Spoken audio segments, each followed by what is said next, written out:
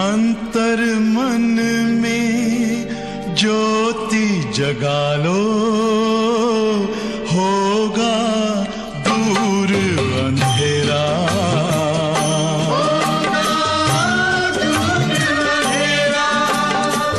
शिव का कर लो ध्यान, आ रहा पावन पुण्य सवेरा।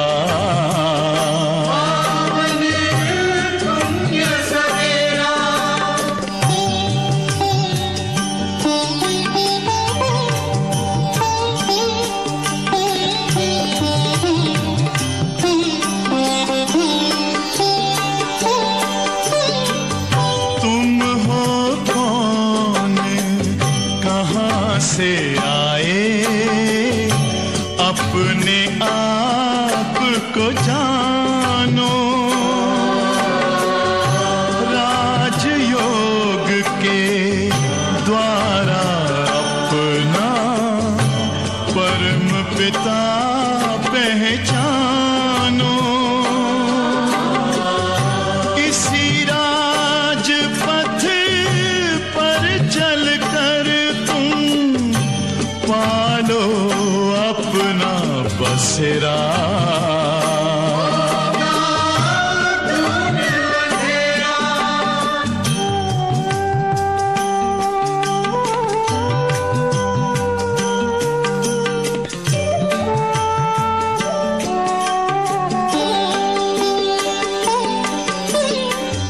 तुम हो आत्मा तन से न्यारे, परमात्मा को प्यारे।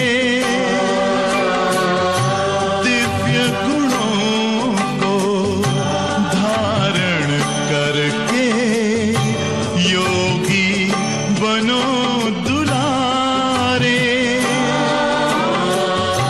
ज्योति बिंदु ही तोड़ेगा ये माया का घेरा।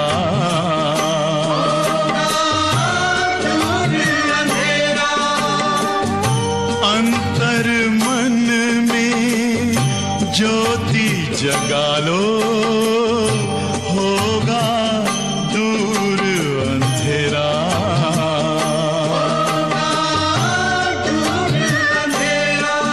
ओम शांति, ओम शांति,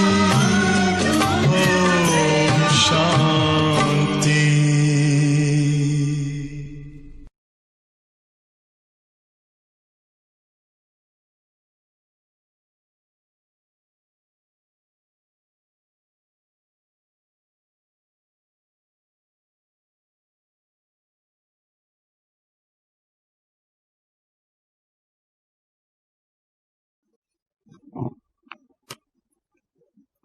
ओम शांति। मुरली की तारीख है 28/9/2020। बाबा कहते हैं कि बच्चे, सारी दुनिया तुम्हारे लिए तुम्हारा मित्र है, क्योंकि हमारी किसी से दुश्मनी नहीं। हम सब अच्छी तरह जानते हैं हम एक ही शिव बाबा के बच्चे, सब आत्माएं। हम सबको प्यार करते हैं। आज बाबा ने मुरली के अंदर बैज के लिए बहुत अच्छी बातें बताई है, बैज की वैल्यू बताई है। और सचमुच ही देखा जाए तो बैज बहुत ही वैल्यूएबल है हम बच्चों के लिए।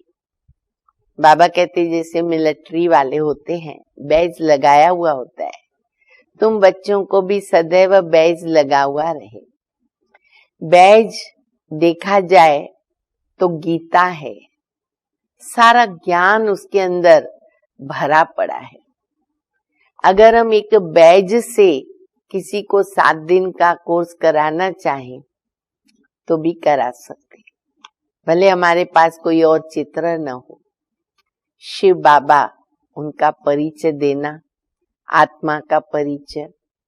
बाबा का कर्तव्य ब्रह्मा विष्णु शंकर स्थापना, पालना में सृष्टि चक्र की बात आ जाती है, पुरानी दुनिया का विनाश, तो बाबा का कर्तव्य सिद्ध होता।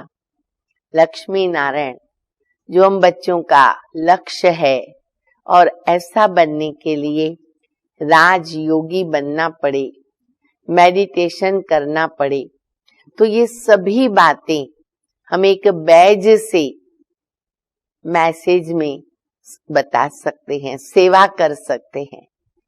और खुद के लिए, स्वयं के लिए बैज सेफ्टी है, रक्षक है, हमारा किला है, हम उसके अंदर बहुत सेफ हैं।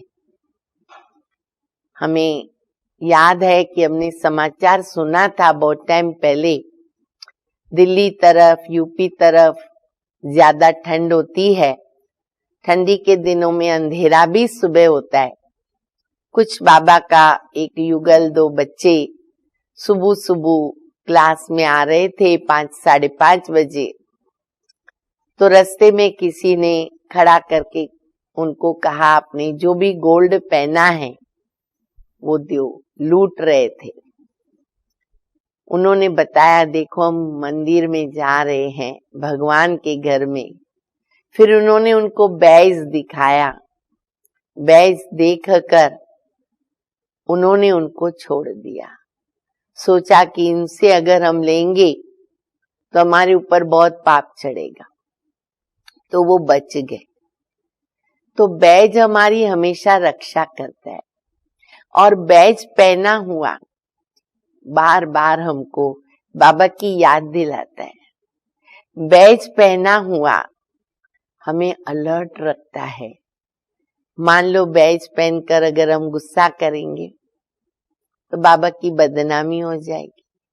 पहना हुआ होगा, याद रहेगा मैंने बाबा का बैज पहना है, मैं गुस्सा नहीं कर सकती, रफ नहीं बोल सकते, या कोई भी भूल विकर्म नहीं कर सकते, तो हम उनसे बच जाते हैं। इसलिए बाबा कहते बैज लगाना बहुत ही जरूरी है। फिर बाबा योग के लिए भी बताते, बच्चे तुम्हारा बड़ा सहज योग है, हठ योग तो है नहीं, टांग पे टांग चढ़ाओ, एकदम ऐसे स्ट्रीक होकर के, स्ट्रेट होकर के बॉडी को और फिर बैठो। नहीं, इजी भी तुम योग कर सकते हो, क्योंकि हम तो मन बुद्धि से बाबा को याद करते हैं। तो ऐसी मीठी शिक्षाएं बाबा की मुरली के द्वारा सुनेंगे। बाबा कहते मीठे बच्चे तुम सारी दुनिया के सच्चे सच्चे मित्र हो। कैसे मित्र हैं हम? सच्चे। दुनिया में आजकल मित्र भी धोखा दे देते हैं, ठगी करते हैं, नुकसान पहुंचाते हैं, लेकिन हम बाबा के बच्चे जो निस्वार्थ सेवा करते, उनके कल्याण के लिए उनको रास्ता बताते, शुभ भावना रखते, तो बाबा कहते तुम हो सच्चे सच्चे मित्र। तुम्हारी किसी से भी शत्रुता नहीं होनी चाहिए, चाहे कोई कैसी भी आत्मा हो। हैं तो सभी आसुरी संप्रदाय, हर एक के अंदर आसुरी संस्कार तो है ही हैं, लेकिन उन्हें न देखते हुए हमें किसी से भी शत्रुता नहीं रखनी है। जैसे बाबा हर एक को प्यार करते, वो बाबा के भी तो वो बच्चे हैं, लेकिन बाबा सभी को प्यार करता, बाबा सभी को संभालता। तो बाबा कहते तुम्हारी किसी के साथ भी शत्रुता नहीं होनी चाहिए। प्रश्न है, तुम रूहानी मिलिट्री हो। कौन है हम बच्चे? रूहानी मिलिट्री। तुम्हें बाप का कौन सा डायरेक्शन मिला हुआ है जिसको हमें अमल में लाना है? मिलिट्री को डायरेक्शन मिलते हैं और उनको स्ट्रिक्टली अमल में लाना पड़ता है। हम सब जानते हैं कितने स्ट्रिक्ट होते हैं। यहाँ तो देखो बाबा ने डायरेक्शन दिया, हम बराबर कोई पालन करते, कोई कम पालन करते, गड़बड़ भी करते हैं। वहां मिलिट्री में ऐसे कोई करे तो नहीं चलेगा। तो हमेशा समझे हम रूहानी मिलिट्री है, जो बाबा ने डायरेक्शन दिया है वो मुझे अमल में लाना है, नहीं तो माया शूट कर देगी। बाबा उत्तर बताते हैं, तुम्हें डायरेक्शन है, बैज सदा लगा कर रखो। अभी सब मुरली सुन रहे हो ना, देखो बैज लगा हुआ है, नहीं लगा हुआ है, उठो 1 मिनट में बैज लो और अभी का अभी लगाओ। मैं पहले भी बताया है, भले रंगीन ड्रेस पहनी हुई हो, क्योंकि आजकल सब घर में रहते हैं, सेंटर पर आ नहीं सकते हैं, पर बैज लगा हुआ हो। तो बाबा कहते बैज सदैव लगा के रखो। अच्छा, कोई भी पूछे कि ये क्या है, बाहर जब जाते थे, अभी भी आगे जो सेवाएं होगी, कोई भी पूछे कि ये क्या है, तुम कौन हो, तो बोलो हमें सारी दुनिया से काम की अग्नि को बुझाने वाले, देखो कितना अच्छा टाइटल बाबा ने दिया है, सारी दुनिया से काम की अग्नि को बुझाने वाले फायर ब्रिगेड। सब कुछ बाबा ने हमको बना दिया। बाबा खुद भी बनते, बाबा कहते मैं बागवान हूं तो तुम माली हो, और हर बात में बाबा ने मास्टर भी बना दिया। तो अभी बाबा कहते तुम हो फायर ब्रिगेड। अभी ये शब्द याद रखो, आग बुझाने वाले हैं, आग लगाने वाले नहीं है। अगर हमने किसको गुस्सा किया, रफ बोला, दुख दिया मनसा वचा कर्मणा से, तो हम फायर ब्रिगेड नहीं हुए। तो इसलिए बैज लगा होगा तो हम किसी को आग लगाएंगे नहीं, बुझाएंगे। इस समय सारी दुनिया में काम अग्नि लगी हुई है। हम सबको संदेश देते हैं कि अभी पवित्र बनो, दैवी गुणों को धारण करो और बेड़ा पार हो जाएगा। ये मैसेज हम सबको दे रहे हैं। कोई पूछे ये बैज किस चीज का है, क्या है, तो बाबा ने बहुत अच्छी बात हम बच्चों को समझाई कि तुम क्या उनको बता सकते हो। तो बाबा कहते दैवी गुणों को धारण करना है। बैज पहनकर हमें अवगुण के वश नहीं होना है। इसका मतलब ये नहीं हमारे से गुस्सा होता है इसलिए हम बैज नहीं पहनेंगे, हमारा स्वभाव अभी ऐसा है इसलिए हम बैज नहीं पहनेंगे। नहीं पहनेंगे तो और भी विकर्म हो जाएगा, कम से कम वो हमको याद कराएगा। ओम शांति। मीठे मीठे रूहानी बच्चे सहज याद में बैठे। बाबा मुरली चलाने आते, उसके पहले सब याद में बैठते हैं। कोई को डिफिकल्ट भी लगता है, बहुत तो मूंझते हैं, नए होते ना, कोई मूंझते हैं। हम टाइट अथवा स्ट्रिक होकर बैठे, क्योंकि दुनिया में तो ऐसी आदत पड़ी हुई, समझते ना, योग करना, साधना करना माना एकदम ऐसे टाइट बैठना पड़ेगा। बाबा कहते बच्चे ऐसी कोई बात नहीं है, कैसे भी बैठो, जैसी तबीयत है, शरीर है, आयु है, इजी भी बैठ सकते हो। बाबा को सिर्फ याद करना है, मुख्य बात तो ये है। इसमें मुश्किलात की तो कोई बात ही नहीं, मन से याद करना है। वो हठ योगी ऐसे टाइट होकर के बैठते, जो हठ योग सिखाते, प्राणायाम क्या क्या सिखाते हैं, तो वो कहते हैं कि ऐसे टाइट होकर के बैठो, टांग पे टांग चढ़ाते हैं। यहाँ तो बाबा कहते बच्चे आराम से बैठो। आराम से बैठो इसका मतलब ये नहीं है आलस्य में बैठे, जुटका खाएं, नींद आ जावे या फिर और विचारों में चले जाएं, ऐसा अलबेला नहीं बैठना है। कहने का बाबा का भाव है कि एकदम अपने को ऐसे टाइट होके बैठने का जरूरत नहीं, इजी होकर के बैठो। बाप को और 84 के चक्र को याद करो। मुख्य बात हमारी ये है सहज याद। उठते बैठते भी बुद्धि में रहे, कर्म योग भी है हमारा। जैसे देखो ये छोटा बच्चा बाप के बाजू में बैठा है। अब सभा के अंदर एक बच्चा है जो अपने पिता के बाजू में बैठा है। अच्छा, बाबा कहते इनको बुद्धि में माँ बाप ही तो याद रहेंगे ना, नेचुरल है। छोटा बच्चा होगा ज्यादा से ज्यादा, उसको कौन याद रहेगा, माता पिता याद रहते ना। थोड़ा माता पिता अगर दूर चले गए, भागेगा उसके पीछे, उनके बिना उनको चैन नहीं आएगा। तो ऑटोमेटिक याद रहती है बच्चे को अपने माँ बाप की। तो तुम भी बच्चे हो, थोड़ा भी बाबा को दूर नहीं करो अपने से। हाँ, बाबा तो जाते ही नहीं, हम ही दूर हो जाते बाबा से। तो बाबा कहते तुम भी तो बच्चे हो, बाबा को याद करना तो बहुत ही सहज है, हम बाबा के बच्चे हैं।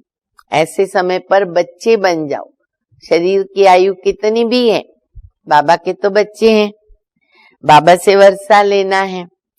शरीर निर्वाह अर्थ ग्रस्त व्यवहार में बल रहो, रहना पड़ेगा, ग्रस्त बनाया है तो सिर्फ औरों की याद है ना, वो बुद्धि से निकाल दो और सभी को भूल जाओ बच्चे, क्योंकि कल्याण इसी में है, केवल मुझे याद करो। कोई हनुमान को, कोई किसको, साधु आदि को भी याद करते थे, वो याद छोड़ देनी है, क्योंकि अभी परिचय मिल गया, समझ आ गई भगवान कौन, देहधारी तो भगवान हो नहीं सकता। याद तो करते हैं ना, पूजा के लिए पुजारी को मंदिर में जाना पड़ता है, इसमें कहाँ जाने की भी दरकार नहीं है। कोई भी मिले बोलो शिव बाबा का कहना है कि मुझे एक बाबा को याद करो। ये मैसेज तो सभी धर्म वालों के लिए है ना, ये सबको बताओ। शिव बाबा है निराकार, जरूर वो साकार में आकर के ही तो कहते हैं ना, क्या कहते बच्चे, माँ में कम याद करो, मैं पतित पावन हूं। ये तो अक्षर राइट अक्षर है, बाबा कहते मुझे याद करो। देखो ये आधा पेज भी मुरली नहीं है, कितनी बार बाबा ने बताया, बच्चे मुझे याद करो, माँ में कम याद करो, बाकी सबको बुद्धि से भूल जाओ। तुम सब पतित हो, ये पतित तमो प्रधान दुनिया है, इसलिए बाबा कहते बच्चे कोई भी देहधारी को याद नहीं करो। अब ये चेकिंग करो आज कि मेरी बुद्धि किस देहधारी में फंसी हुई है तो सही, किसी की किसमें, किसी की किसमें। और अगर मेरी देह छूट रही है जिसका कोई भरोसा नहीं, उस समय अगर वो देहधारी मेरी बुद्धि में है तो अंतमते सुगति क्या होगी। तो बाबा कहते कोई भी देहधारी को याद मत करो। ये तो अच्छी बात है ना, कोई गुरु आदि की महिमा तो नहीं करते हैं, बाबा सिर्फ कहते मुझे याद करो बच्चे, तुम्हारे पाप कट जाएंगे। कोई साधु नहीं, कोई देवी देवता नहीं, ये है योग बल, अथवा इसको कहते योग अग्नि, योग को कहेंगे अग्नि। बेहद का बाप तो सच कहते हैं, गीता का भगवान निराकार है, कृष्ण की तो बात ही नहीं है। भगवान कहते सिर्फ मुझे याद करो और कोई उपाय नहीं। देखो गिनती करो, 8, 10, 12 बार बाबा ने बोल दिया, सिर्फ मुझे याद करो बच्चे, दूसरा कोई रास्ता नहीं है पावन बनने का, विकर्मों को विनाश करने का। पावन होकर के जाने से क्या होगा, पद भी ऊंचे पाएंगे, नहीं तो फिर पद भी कम हो जाएगा। हम तुमको बाबा का संदेश देते हैं, देखो हमारा काम है संदेश देना, पालन करना तुम्हारा काम है, जितना करोगे उतना हमारा कल्याण होगा। देखो मैं तो संदेशी हूं, संदेश देने वाले, इस समझाने में कोई तकलीफ तो है नहीं। कितनी सहज बात बाबा समझा रहे, अभी तो कोई भी समझा सकते हैं ना। माताएं, अहलियाएं, कुब्जाएं भी उच्च पद पा सकती है, इतना बाबा ने मार्जिन रखी है, इतना सहज ज्ञान, इतना सहज योग सिखाया है। कोई भी अबलाएं, कुब्जाएं, अनपढ़ सब याद कर सकते हैं, कल्याण कर सकते, अपना बाबा से वर्षा ले सकते। चाहे यहाँ रहने वाले हो, चाहे ग्रस्त में रहने वाले हो, कहाँ भी रहो। ऐसे नहीं कि यहाँ रहने वाले ज्यादा याद कर सकते हैं, देखो बाबा सबको मार्जिन दे रहा है। ऐसे मत समझो कि बाबा के घर में समर्पित हैं, वो ज्यादा ही याद करते होंगे और गृहस्थी कम याद करते होंगे, नहीं, हमारे ऊपर डिपेंड है। हम घर में रह कर के भी ज्यादा याद कर सकते, आगे जा सकते। बाबा कहते बाहर में रहने वाले भी बहुत याद कर सकते, बहुत सर्विस कर सकते। यहां भी बाप से रिफ्रेश होकर फिर जाते हैं ना, तो अंदर में कितनी खुशी रहनी चाहिए। मधुबन में आए, 4-5 दिन रहे, आत्मा रिफ्रेश हो जाती है, बादल भर जाती है, खुशी होती है। इस छीछी दुनिया में तो बाकी जाके थोड़े रोज रहे हैं, फिर हम चलेंगे कृष्णपुरी में। कृष्ण के मंदिर को कहते सुख धाम। तो बच्चों को अपार खुशी होनी चाहिए, जबकि तुम बेहद के बाबा के बने हो और तुमको ही स्वर्ग का मालिक बनाया था। तुम भी कहते हो ना, बाबा 5000 वर्ष पहले भी हम आपसे मिले थे और फिर भी मिलेंगे। तो अभी बाबा को याद करने से माया पर जीत पानी। कंटिन्यू नोट करो कितनी बार याद की लाइन बाबा ने रिपीट की। अभी पहला पेज भी पूरा नहीं हुआ, उसमें कितनी बार आ गया। अब इस दुख धाम में तो रहना नहीं है, रहना है किसी को दुख धाम में नहीं, अभी कोई रहना नहीं चाहता। तुम पढ़ते हो सुख धाम जाने के लिए, सबको हिसाब किताब चुकतू करके वापिस जाना है। मैं आया हूं नई दुनिया स्थापन करने, बाकी सब आत्माएं चली जाएगी मुक्ति धाम। क्लियर हिसाब बता दिया बाबा ने। विनाश होगा, सब मुक्ति धाम जाएंगे, तुम बच्चे सुख धाम चले जाएंगे, और ये है भी दुख धाम। बाबा कहते हैं मैं कालों का काल हूं।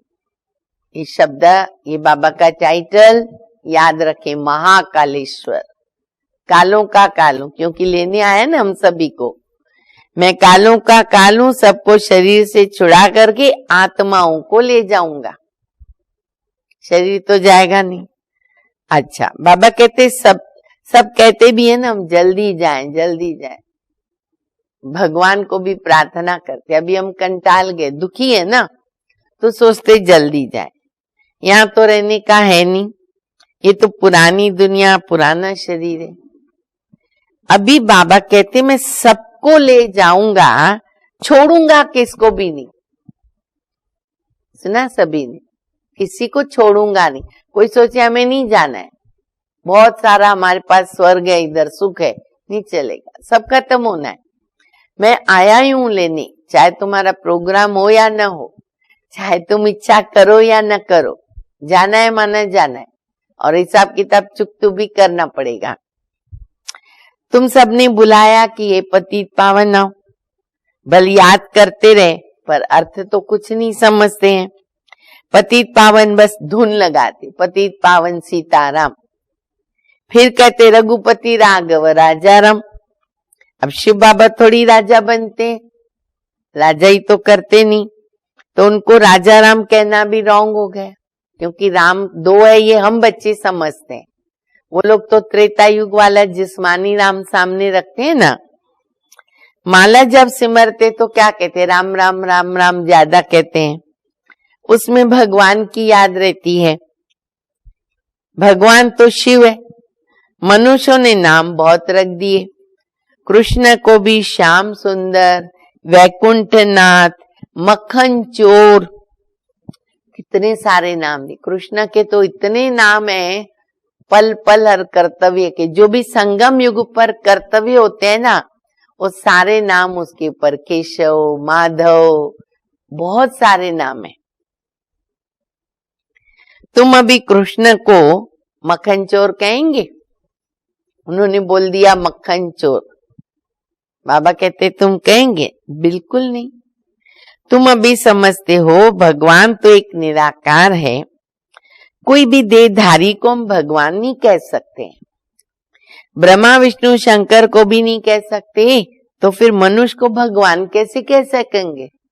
आकरी देवताओं को भी नहीं कह सकते। वैजंती माला सिर्फ 108 गाई हुई है, शिव बाबा ने स्थापन किया और उनके वो मालिक बने। तो जरूर उससे पहले उन्होंने ये पुरुषार्थ किया होगा। वैजयंती माला में आना बहुत बड़ी बात है।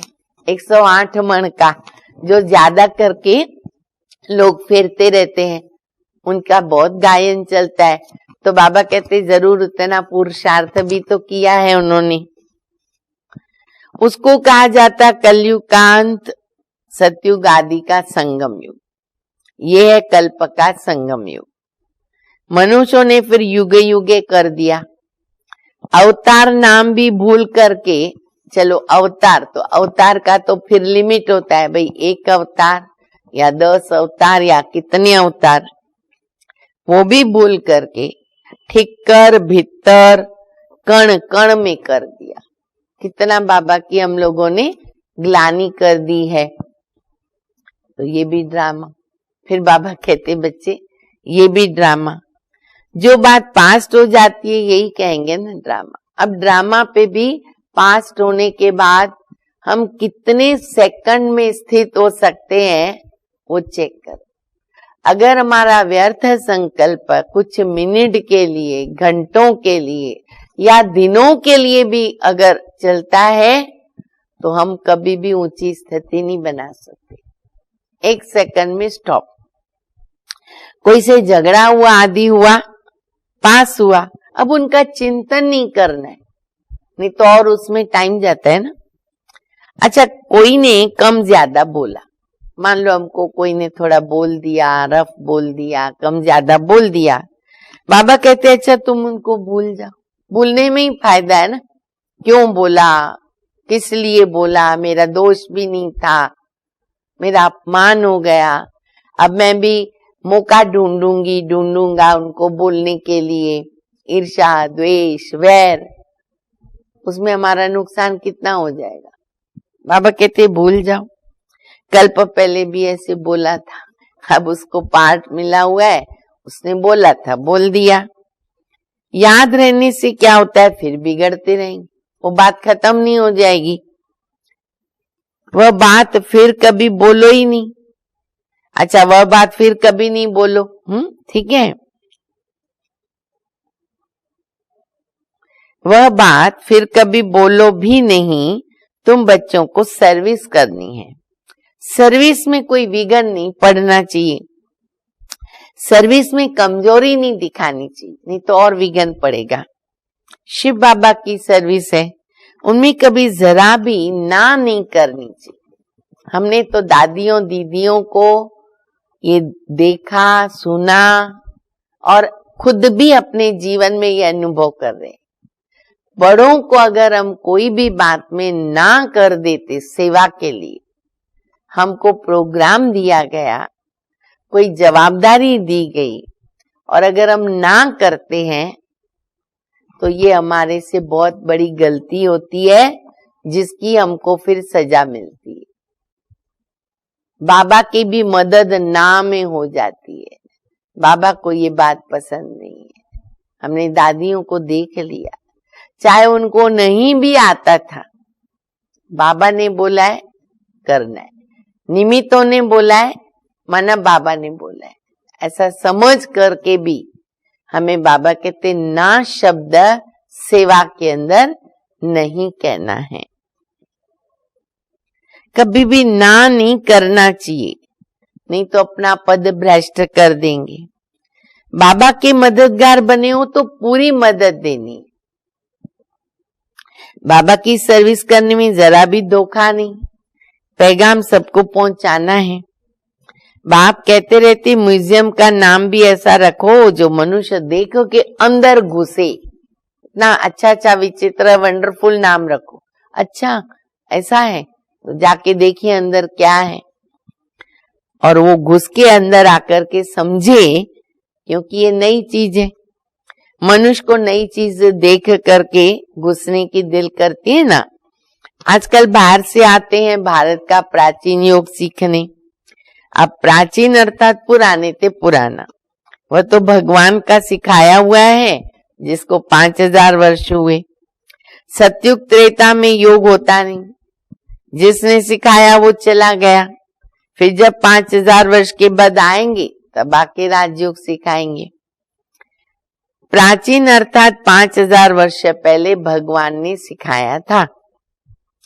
वही भगवान फिर संगम पर आएंगे, फिर राजयोग सिखाएंगे, फिर उनसे ही पावन बनेंगे। इस समय तत्व भी तमो प्रधान है, हम भी तमो प्रधान, जानवर भी तमो प्रधान, तत्व भी तमो प्रधान। पानी भी कितना नुकसान करता है। देखो अभी इस बार कितना बाढ़ आ गई, जबरदस्त, लाखों लोग बेहाल हो गए, कहाँ जगह भी नहीं मिलती रहने की। उपद्रव होते हैं पुरानी दुनिया में, और ये तो होना ही है। सतयुग में तो उपद्रव की कोई बात ही नहीं है, वहां तो प्रकृति दासी होती है, सवाल ही नहीं पैदा होता, प्रकृति दासी। यहाँ प्रकृति दुश्मन बनकर के दुख दे रही है, क्योंकि पहले प्रकृति का गैर उपयोग किया है मनुष्य आत्मा, मनुष्य प्राणी ने, अब वो दुश्मन बन गई है। बाबा ने क्लियर बताया हुआ है, एक तत्व नहीं, दो नहीं, पांचों तत्व मिलकर सामना करेंगे, क्या हालत होगी। विनाश को कितने मिनट, कितने सेकंड लगेंगे। इन लक्ष्मी नारायण के राज्य में तो दुख की बात ही नहीं थी, सतयुग था, अभी वो फिर स्थापन हो रहा है। बाबा प्राचीन राजयोग सिखा रहे, फिर 5000 वर्ष के बाद आएंगे, जिसका पार्ट है वही बजाएंगे। बेहद का बाप भी तो पार्ट बजा रहे ना। बाबा कहते मैं इनमें प्रवेश कर स्थापना करके चला जाता हूँ, मेरा उतना ही पार्ट है, फिर मैं चला जाता हूँ। हाहाकार के बाद फिर जय जयकार होती, पहले होगी हाहाकार, पुरानी दुनिया खत्म होती है। इन लक्ष्मी नारायण का राज्य था तो पुरानी दुनिया नहीं थी। 5000 वर्ष की बात है, लाखों वर्ष की बात तो हो ही नहीं सकती ना। बाबा कहते और सभी बातों को छोड़ के बच्चे इस सेवा में लग जाओ, अपना कल्याण करो।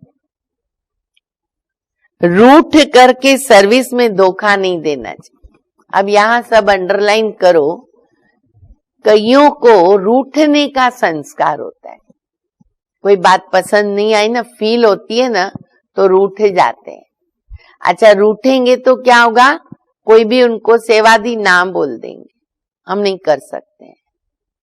कितनी खराब बात है। हमने बाबा से क्या वायदा किया है, हम किसके घर में हैं, हम किसके ऊपर जी रहे हैं, किसका अन्न दाना खा रहे हैं, तो हमें तो सोचना ही नहीं है, ना करना ही नहीं है। तो बाबा कहते हैं कि बच्चे रूठ करके सेवा में धोखा नहीं देना चाहिए, ये ईश्वरीय सर्विस है। माया के तूफान बहुत आएंगे, आने वाले स्वभाव ऐसे हैं तो, परंतु बाप की ईश्वरीय सर्विस में धोखा नहीं देना है। हमारे ऊपर बोझ चढ़ेगा। बाप सर्विस अर्थ डायरेक्शन देते रहते हैं। मित्र संबंधी आदि जो भी आवे, तुम सबके सच्चे मित्र हो, तुम ब्रह्मा कुमार कुमारियां सारी दुनिया के मित्र हो, क्योंकि तुम बाबा के मददगार हो। मित्रों में कोई शत्रुता नहीं होनी चाहिए, कोई भी बात निकले बोलो, शिव बाबा को याद करो, बाप की श्रीमत में लग जाना चाहिए, नहीं तो अपना नुकसान करेंगे। अच्छा, ट्रेन में तुम आते हो, वहां तो सारे फ्री बैठे होते हैं, ट्रेन में क्या करेंगे लोग, फ्री बैठे रहते, आजकल मोबाइल उठा करके बात करते हैं, तो वहां सेवा करने का चांस रहता है, सर्विस का बहुत ही अच्छा चांस। बैज तो बहुत ही अच्छी चीज है। अब बाबा बैज के ऊपर बता रहे, बैज बहुत अच्छी चीज है, हर एक को लगा के रखना है ना। सबके पास बैज लगाया है ना सभी ने, ओके। कोई पूछे आप कौन हो, बोलो हमें फायर ब्रिगेड। जैसे वो फायर ब्रिगेड होते हैं ना, आग बुझाते हैं, तो इस समय सारी सृष्टि में काम अग्नि में सब जल रहे हैं। अब बाबा कहते काम मां शत्रु है, इसके ऊपर जीत पहनो, बाबा को याद करो, पवित्र बनो और दैवी गुणों को धारण करो, बेड़ा पार हो जाएगा। 3 बात। ये बैज श्रीमत से बना है। किसकी श्रीमत से बैज बना? बाबा की श्रीमत है ही बाबा की। बहुत थोड़े बच्चे जो बैच पे सेवा करते हैं। अब देखो मैं बैच पर सेवा करती हूँ, करता हूँ, चेक करो। बाबा मुरलियों में कितना समझाते, हर एक ब्राह्मण के पास ये बैज होना चाहिए। ब्राह्मण के पास कोई भी मिले उनको इस पर समझाना है कि ये है बाबा, इनको याद करना है। हम साकार की महिमा नहीं करते, शिव बाबा सर्व का सद्गति दाता एक निराकार है, उनको याद करना है। याद के बल से तुम्हारे पाप कट जाएंगे, अंत मते सो गति हो जाएगी, दुख धाम से छूट जाएंगे। कितना सहज उपाय बैज से बता सकते। फिर तुम विष्णुपुरी में आ जाएंगे। अब ये कितनी बड़ी खुशखबरी है, तो कोई भी सुना सकता है। अच्छा, फिर बाबा कहते लिटरेचर भी दे सकते। ट्रेन में बैठे हैं, लिटरेचर साथ में होना चाहिए, कहाँ भी जाते दे सकते हैं। बोलो तुम गरीब हो तो फ्री दे सकते, अगर तुम पैसा नहीं दे सकते हो इसका तो फ्री ले लो, पर पढ़ना अच्छी तरह। शाहूकार से बाबा हमेशा कहते पैसा लो, भले वो ज्यादा देवे ताकि गरीबों के लिए छपा सके। शाहूकारों को तो पैसा देना ही चाहिए, क्योंकि ये तो बहुत छपाने होते हैं। ये चीज ऐसी है, अरे तुम फकीर से विश्व के मालिक बन जाओगे। समझानी तो मिलती रहती है, कोई भी धर्म वाला हो। बोलो वास्तव में तो तुम आत्मा हो, अपने को आत्मा समझ बाबा को याद करो। अविनाश सामने खड़ा है, दुनिया बदलनी है। शिव बाबा को याद करेंगे तो विष्णुपुरी में जाएंगे। बोलो ये आपको करोड़ों पद्मों की हम चीज दे रहे, करोड़ों पद्मों की। बाबा ने कितना समझाया है, बैज पे सर्विस करनी है, पर बच्चे बैज लगाते नहीं है। नहीं, बैज हमेशा लगा रहे, सेफ्टी हमारी। लज्जा आती है, अरे बाप रे, कोई कोई बच्चों को लज्जा आती है। लज्जा आती क्या बैज लगाने को? घर वाले क्या बोलेंगे, अरे तुम्हारी उम्र है क्या बैज लगाने की, वो तो स्कूल वाले लगाते, विद्यार्थी लगाते। नहीं, हम गॉडली स्टूडेंट हैं। लज्जा आती है। ब्राह्मणियां जो पार्टी लेकर आती है अथवा कहाँ ऑफिस में अकेली जाती है, बैज लगा रहना चाहिए। जिसको तुम इन पे समझाओगे वो बहुत खुश हो जाएंगे। बोलो हम एक ही बाप को मानते हैं, वही सबको सुख शांति देने वाला है, उनको याद करो। पतित आत्मा तो जा नहीं सकती ना, अब पुरानी दुनिया बदल रही, तो ऐसे ऐसे रास्ते में भी सर्विस करते जाओ, सेवा करते जाओ, तुम्हारा नाम बहुत होगा। बाबा समझते हैं ना, शायद लज्जा आती है ना, इसलिए बैज नहीं पहनते, सर्विस नहीं करते। एक तो बैज, अब दूसरी बात भी बताते, सीढ़ी का, त्रिमूर्ति का, गोले का, झाड़ का चित्र भी साथ में हो, आपस में बैठ के एक दो को समझाओ, सब इकट्ठे हो जाएंगे। आजकल तो छोटा निकला है ना, पॉकेट में रहते 10 चित्र रहते या 12, उसमें सब आता है, त्रिमूर्ति, गोला, झाड़, सीढ़ी। अब बाबा कहते ट्रेन में आमने सामने बैठो, आपस में डिस्कशन करो, तो क्या होगा, दूसरों का ध्यान जाएगा, वो आप ही सुनेंगे, पूछेंगे ये क्या है। बोलो शिव बाबा इनके द्वारा नई दुनिया स्थापन करते हैं। अब बाबा कहते मुझे याद करो, पवित्र बनो। अपवित्र तो जा नहीं सकते, तो ऐसी मीठी मीठी बातें सुनानी चाहिए, खुश हो जाएंगे। ट्रेन में फ्री बैठे रहते हैं तो खुशी से सुनेंगे, परंतु कोई के बुद्धि में बैठता ही नहीं है। सेंटर पर क्लास में आते तो भी तो बैज लगा रहे, मिलिट्री वालों का ये बिल्ला बैज लगा रहता है। उनको कभी लज्जा आती है? मिलिट्री वालों को कभी लज्जा आती है क्या? तुम भी रूहानी मिलिट्री हो। बाप डायरेक्शन देते हैं तो अमल में क्यों नहीं लेते? बैज लगा रहे, कितनी बार बाबा ने बोला, बैज लगा रहे, शिव बाबा की याद रहेगी, हम शिव बाबा के बच्चे हैं। दिन प्रतिदिन सेंटर्स भी खुलते जाएंगे, कोई ना कोई निकल आएंगे, कहेंगे फलाने शहर में आपका ब्रांच नहीं है, तो बोलो कोई प्रबंध करके दो, मकान आदि का निमंत्रण दे तो हम आके सेवा कर सकते हैं। हिम्मत है बच्चे मदद है बाबा। बाप तो बच्चों को ही कहेगा ना सेंटर खोलो, सर्विस करो, बाबा थोड़ी खोलने जाएगा। ये शिव बाबा की दुकान है, बच्चों के द्वारा चला रहे हैं, तो सब बाबा की दुकान। निमित्त बनाया बाबा ने हम बच्चों को, इसलिए सदैव अपने को निमित्त समझना है। अच्छा, मीठे मीठे सिक्के दे बच्चों प्रति माता पिता बाप दादा का याद प्यार, गुड मॉर्निंग। रूहानी बाप की रूहानी बच्चों को नमस्ते। हम रूहानी बच्चों की रूहानी बाप को, माता पिता बाप दादा को याद प्यार, गुड मॉर्निंग और नमस्ते। धारणा के लिए मुख्य सार है, पहला, कभी आपस में रूठ करके सर्विस में धोखा नहीं देना है। याद रखो, बहुत विघन पड़ता है, बोझ चढ़ता है हमारे पर। ना बोल दिया, रूठ गए, धोखा दिया। विघ्न रूप हमको नहीं बनना है, अपनी कमजोरी नहीं दिखानी है, बाबा का पूरा पूरा मददगार बनना है। दूसरा है, कभी कोई से झगड़ा आदि हुआ, पास हुआ, अच्छा फिर उनका चिंता नहीं करो, हो गया, पास हो गया। कोई ने कम ज्यादा बोला, भूल जाओ, तुम भूल जाओ। बाबा कहते कल्प पहले भी ऐसे बोला था, वह बात फिर कभी बोलो ही नहीं। वरदान है, बीती हुई बातों को रहम दिल बन समाने वाले शुभ चिंतक भव। हम तो ये धारणा करते हैं ना, बीती हुई बातों को रहम दिल बन समाने वाले शुभ चिंतक भव।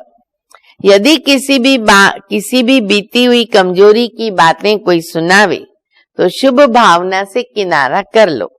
व्यर्थ चिंतन, कमजोरी की बातें आपस में नहीं चलनी चाहिए। बीती हुई बातों को रहम दिल बनकर समा लो। समा कर शुभ भावना से उस आत्मा के प्रति मनसा सेवा करते रहो। भले संस्कारों के वश कोई उल्टा कहता है, करता है या सुनता है, उसे परिवर्तन करो।